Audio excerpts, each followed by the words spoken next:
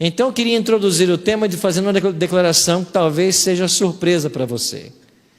Se você ficar vivo para ver Cristo voltar e estiver salvo, você vai pertencer aos 144 mil. Alguns disseram amém, né? Eu vou repetir então, para você não sonhar com a morte. Se nós ficarmos vivos e estivermos salvos quando Cristo voltar, nós pertenceremos aos 144 mil. Agora sim. Por que isso? Vamos entender nessa noite. Apocalipse 7:1, comecemos o estudo. Depois disso, vi 4 anjos em pé nos 4 cantos da terra, conservando seguros os 4 ventos da terra, para que nenhum vento soprasse sobre a terra, nem sobre o mar, nem sobre árvore alguma. O que João viu? 4 anjos, nos 4 cantos da terra. Mas pastor, a terra não é quadrada. Aqui é uma alusão aos pontos cardeais, norte, sul, leste e oeste. Os anjos estão segurando os ventos, para que nenhum vento soprasse. Lá em Jeremias, capítulo 4, versos 11 a 13, há uma comparação entre os ventos e a tormenta e a chegada do exército babilônico, quando da destruição de Jerusalém, no ano 586 a.C. Assim, os ventos na profecia simbolizam guerras, rumores de guerras. Há anjos que estão impedindo uma guerra mundial. Até quando? Versículo 2.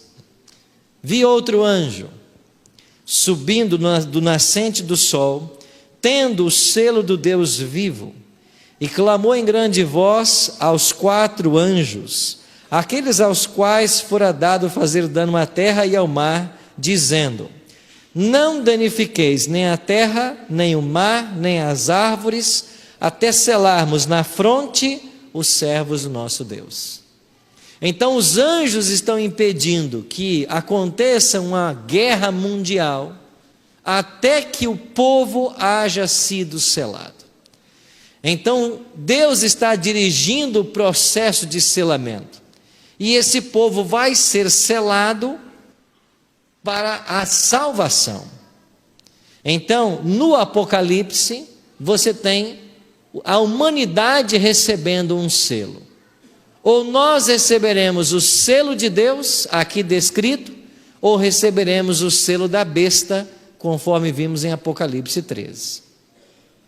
E o anjo de Apocalipse 14, o terceiro, versos 9 a 12, ele diz claramente: se alguém adora a besta e recebe a sua imagem, esse perderá a sua salvação.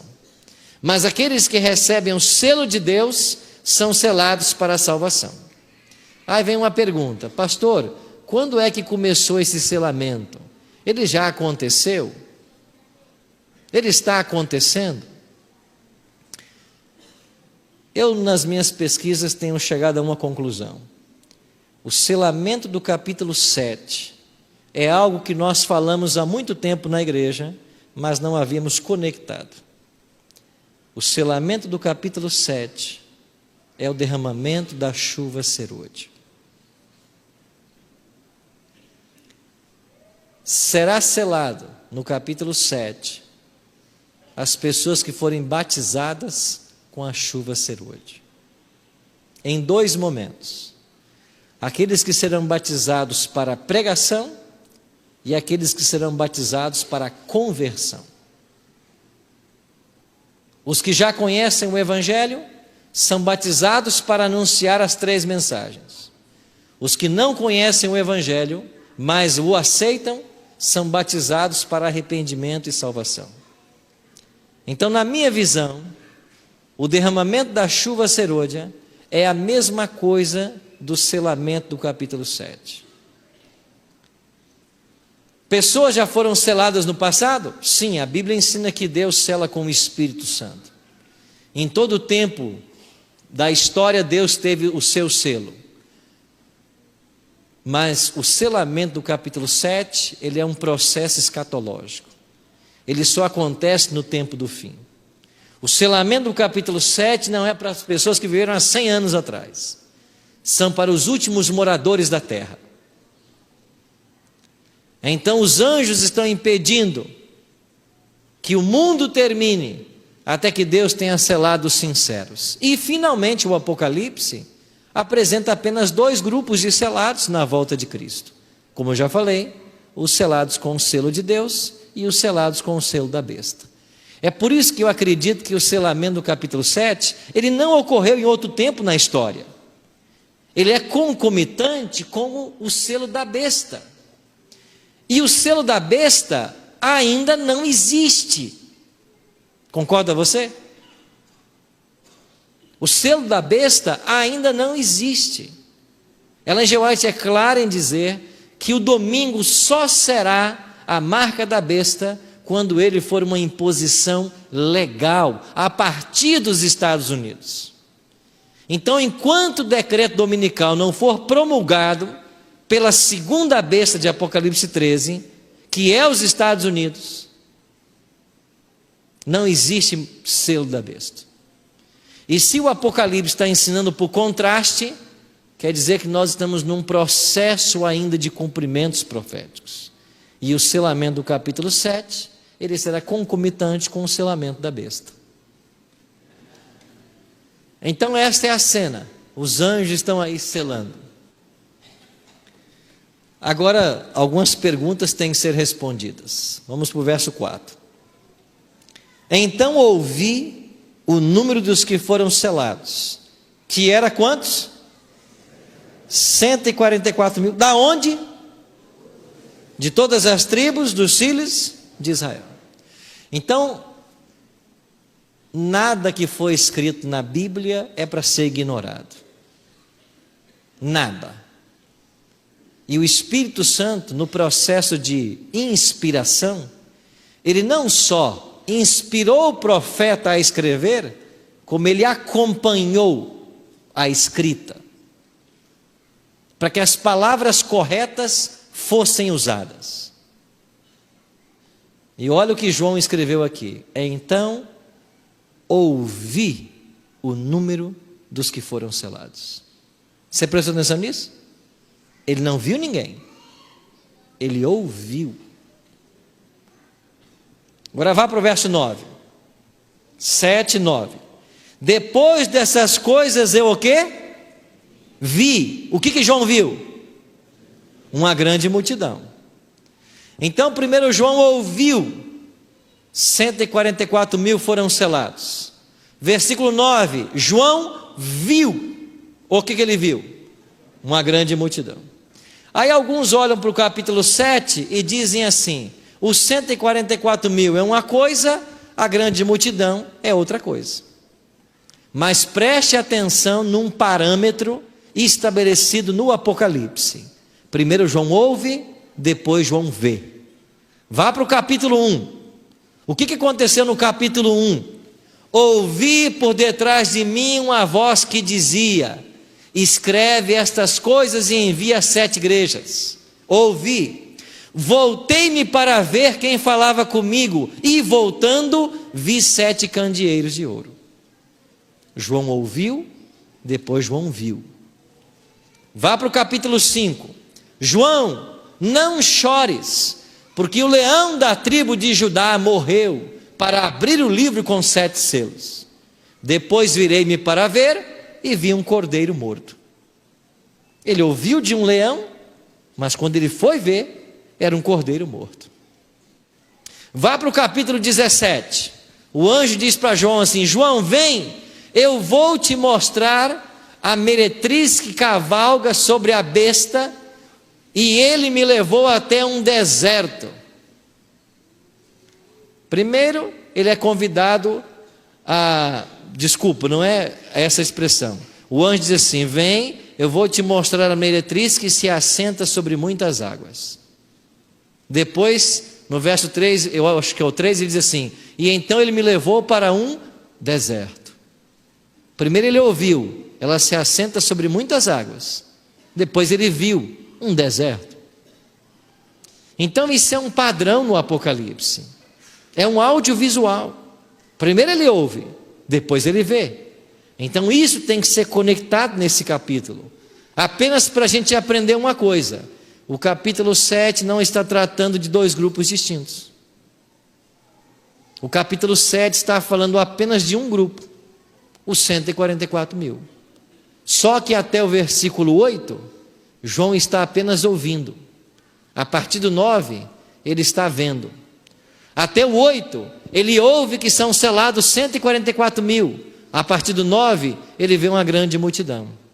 Seguindo o parâmetro do Apocalipse, nós podemos concluir de que o capítulo 8 não trata de dois grupos. É apenas um grupo, os 144 mil, que é visto como uma grande multidão. Isso já deixa uma pista para nós a respeito da literalidade ou não do número. Nós vamos chegar nesse ponto ainda. Vamos adiante. Quem são os 144 mil? 3 características o texto nos oferece. A primeira nós acabamos de ler. São pessoas seladas com o quê? O selo de Deus. O anjo tem o selo de Deus. E esse selo tem que ser aplicado na fronte dos servos de Deus. Eu falei ontem para vocês sobre a intertextualidade, que você, para entender o Apocalipse, você tem que ir para o Antigo Testamento e encontrar as raízes do tema. Eu falei para vocês da besta de Apocalipse 13, que a sua raiz está em Daniel 3.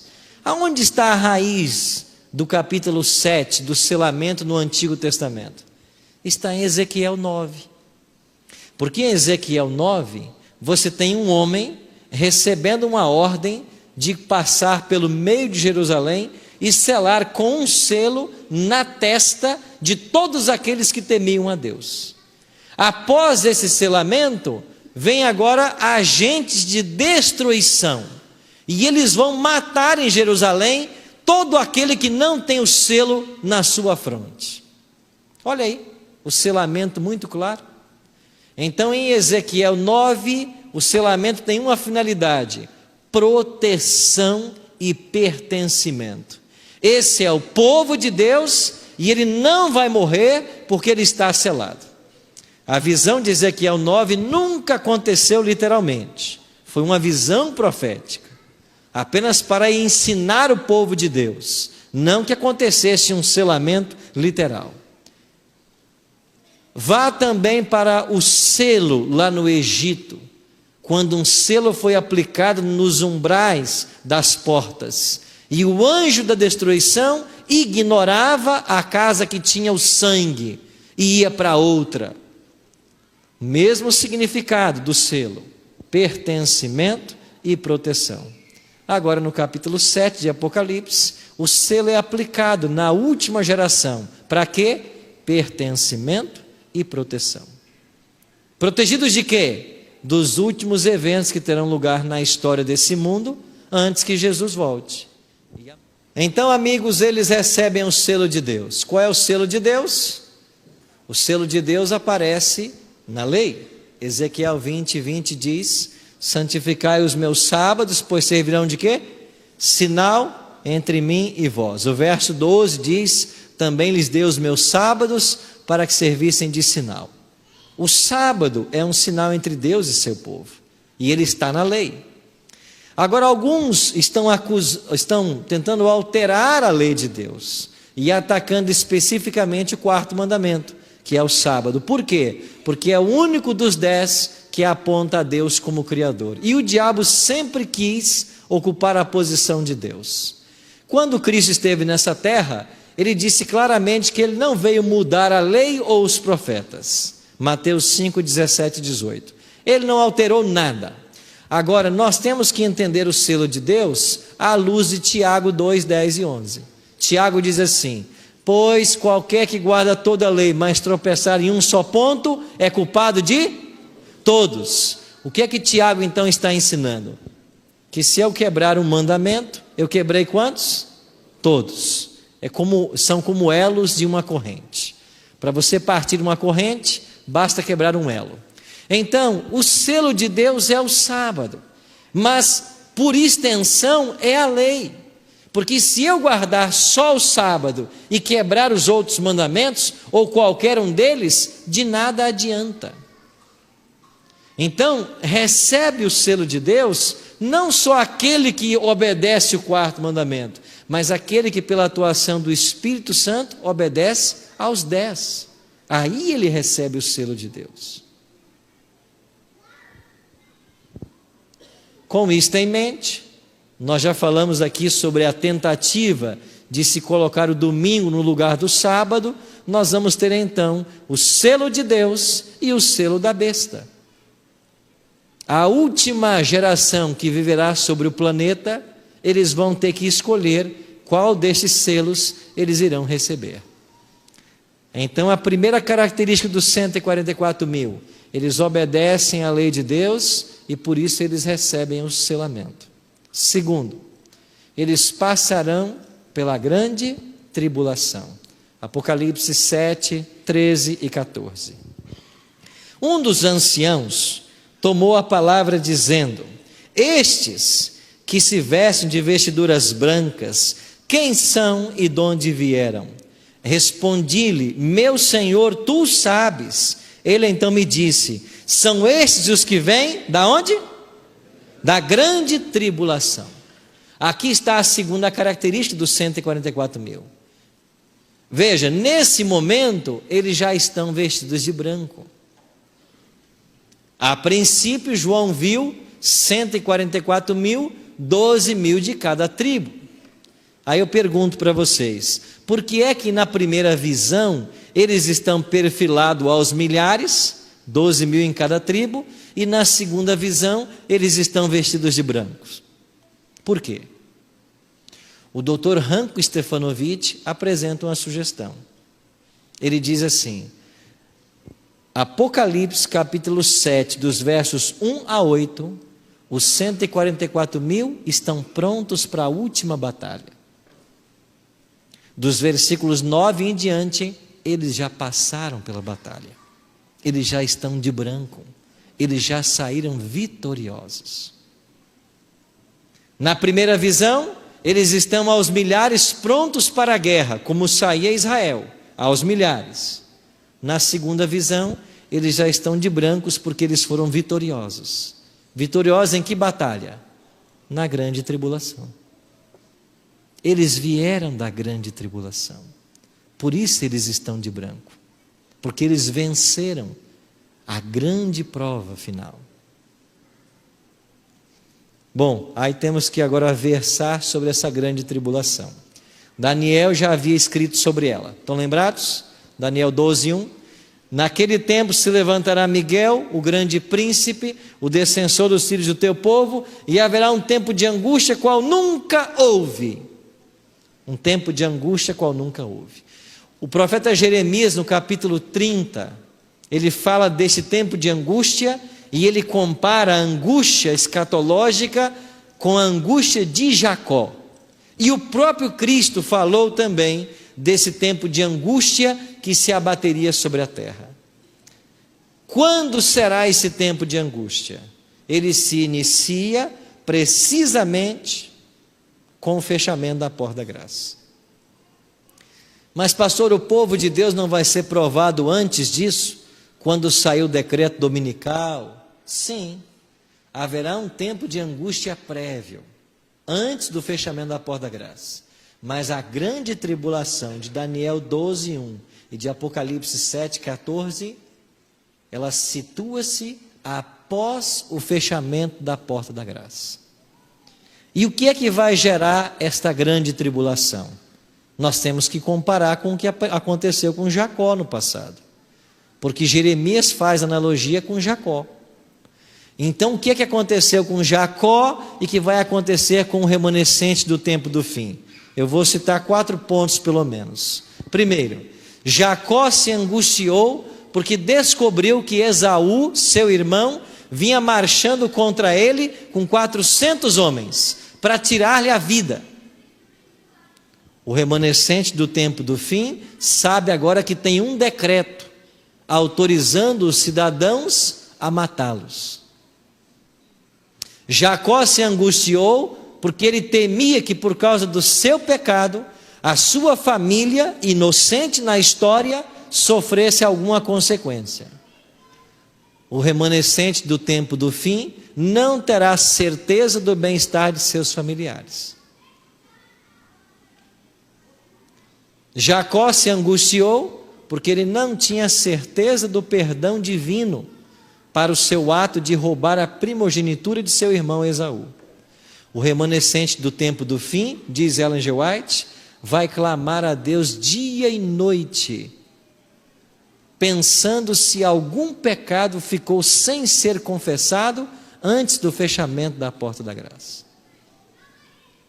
Ou seja, eles não têm certeza de salvação.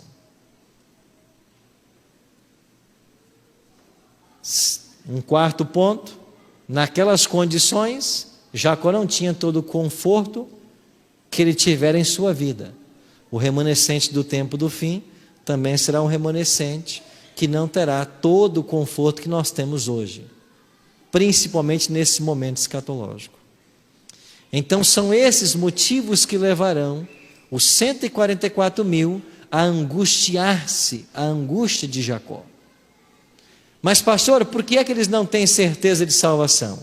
Não se fechou a porta da graça? Sim, mas eles não sabem que eles estão salvos. Mas pastor, não já estão caindo as pragas? Sim, mas as pragas não são universais. Se as pragas fossem universais, quando caísse a primeira praga, quem não a tivesse, saberia que está salvo. Mas como elas são locais, o fato de não ter a praga não quer dizer que você está salvo. É por isso que haverá incerteza de salvação. E esses eventos é que configuram a angústia de Jacó. Agora, aqui em Daniel 12:1, a promessa já foi dada. Naquele tempo, livrar-se-á do teu povo todo aquele que for achado inscrito no livro. E lá em Jeremias, o profeta termina dizendo: ó, que tempo de angústia é esse? É angústia para Jacó, o Senhor, porém, o livra dela.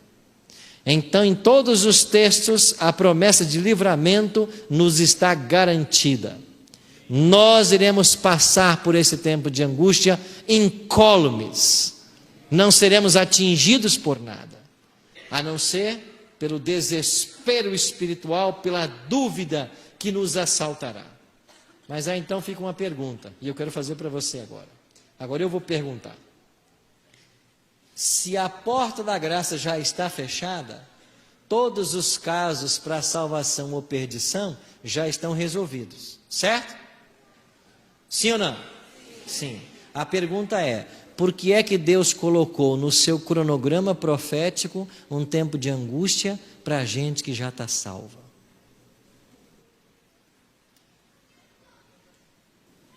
Ah, pastor, para avaliar o caráter. Mas espera aí, eles já estão salvos. A porta da graça já se fechou. Ah, pastor, é para purificar o caráter pela aprovação. Purificar de quê? Os céus declarou salvos quando a porta da graça se fechou.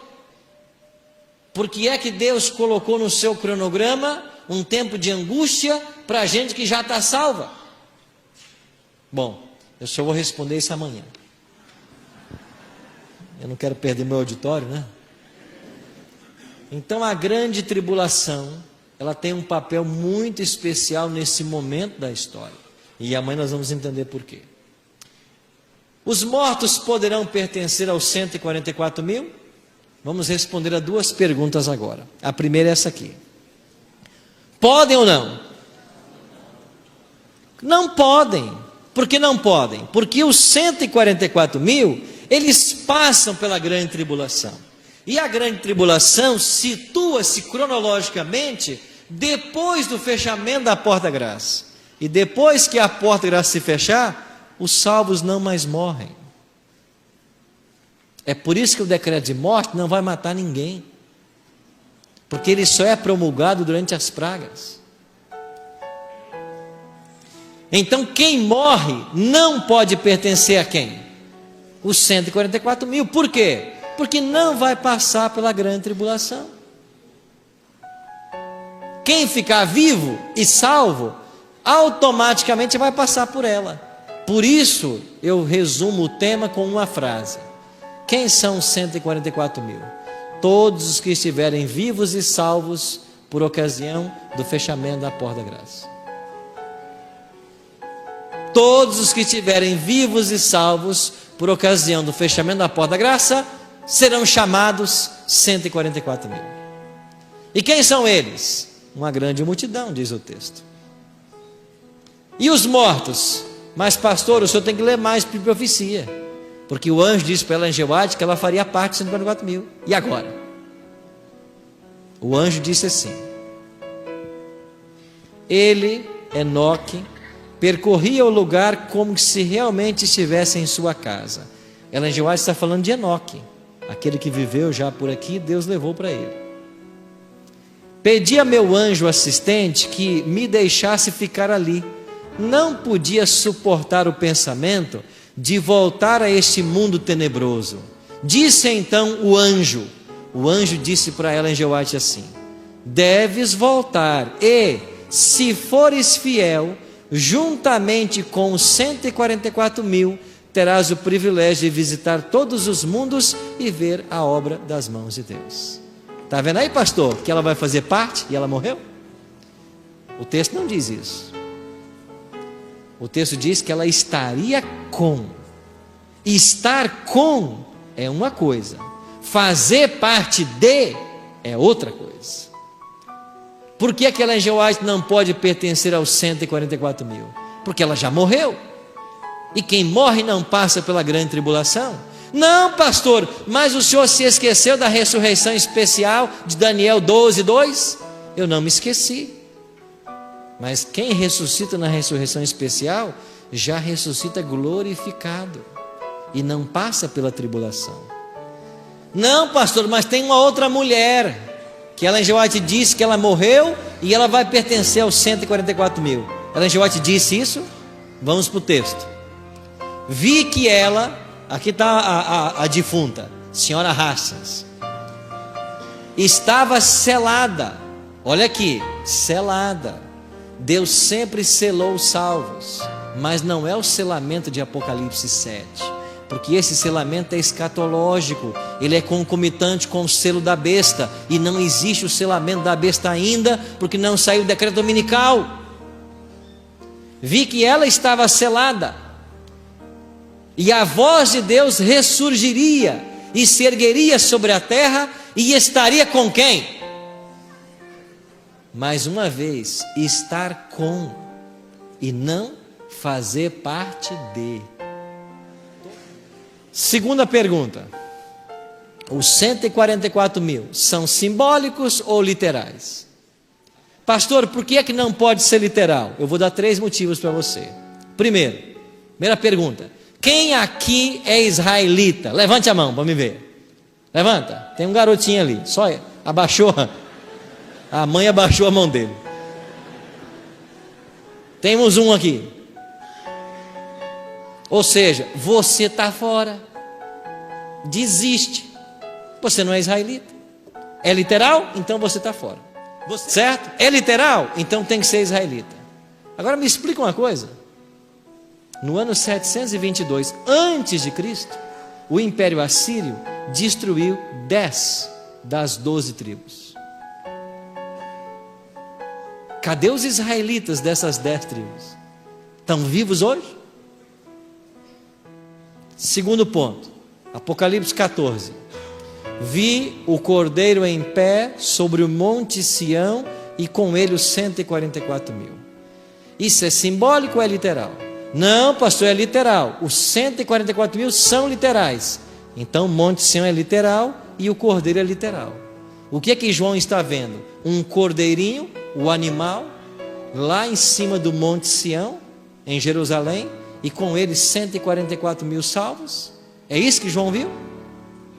Ou João viu Cristo, o Cordeiro de Deus, no céu, aqui tipificado pelo monte Sião, com todos os salvos que estavam vivos quando ele voltou. Eu prefiro a segunda hipótese. Terceiro ponto. Se você disser que o número é literal, você está limitando a salvação de Deus. E como que você me explica a conversão de milhares de pessoas na hora undécima? Como disse Ellen G. White em vários textos, e eu só separei um. Milhares da hora undécima verão e reconhecerão a verdade. Essas conversões à verdade operar-se-ão com uma rapidez surpreendente para a igreja, e unicamente o nome de Deus será glorificado.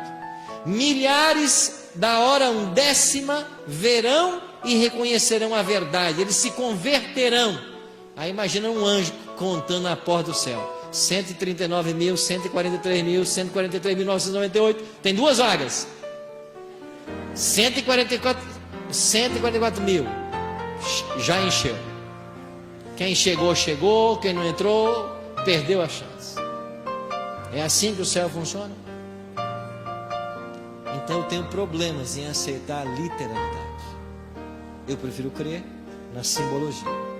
Por que 12 mil de cada tribo? Porque a tribo representa o povo de Deus no Antigo Testamento. E Paulo ensina que nós somos o Israel espiritual. Por que 12 mil? Porque 12 é o número da totalidade. Por isso 12 patriarcas e 12 apóstolos. Por isso 12 mil. Terceira característica dos 144 mil. No mesmo versículo 14. Eles passaram pela grande tribulação e eles lavaram as suas vestes e as branquejaram aonde? No sangue do Cordeiro. Esta, quem sabe, é a característica mais especial dos 144 mil. Eles lavaram suas vestes no sangue do Cordeiro. Como que eu entendo esta analogia? Eu entendo à luz de João. Eu tirei o texto aí, onde João diz que nós tivemos os nossos pecados lavados e purificados pelo sangue de Cristo. Ou seja, os 144 mil, eles alcançaram uma rica experiência com Deus. Eles foram batizados com a chuva serôdia. E eles estão prontos agora para a grande tribulação, porque eles possuem o selo de Deus. E o selo de Deus significa pertencimento e proteção. Eles estão prontos para o drama final da história. Isso quer dizer, irmãos, que nós precisamos de uma experiência rica com Jesus. Ellen G. White diz assim: o selo de Deus jamais será colocado na testa daquele de língua torpe e enganosa, dos amantes dos prazeres, dos amantes do mundo.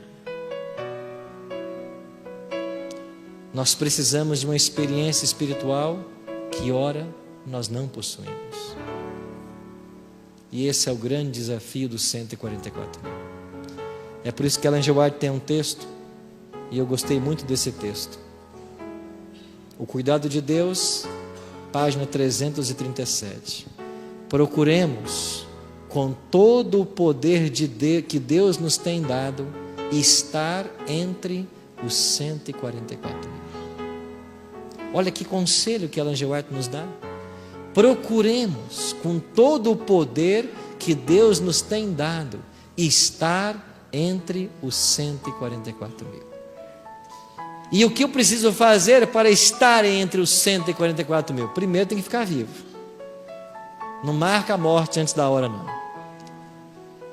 Segundo, você tem que estar com a sua vida lavada pelo sangue do Cordeiro. Isso significa entrega diária. Isso significa confissão diária. Isso significa leitura da palavra de Deus, oração e o uso dos dons para ajudar na pregação do Evangelho, envolvimento com a obra. E eu queria terminar dizendo para vocês de que o diabo não está satisfeito com as decisões que nós tomamos, e ele não quer você no céu. Ele vai te oferecer tudo o que ele puder para segurar você nessa terra. Ele vai fazer de tudo para fazer você desistir do céu. Nós estamos dentro de um grande conflito, e se de um lado todo o céu está interessado em nossa salvação e tem buscado nos salvar, existe uma hoste do inferno que fará de tudo para que você desista. E enquanto eu falo isso, eu sei que você se lembrou da área frágil da sua vida.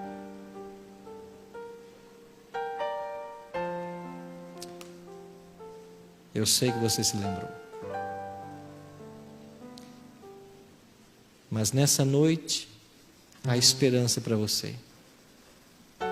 Há esperança. Porque o céu quer você lá.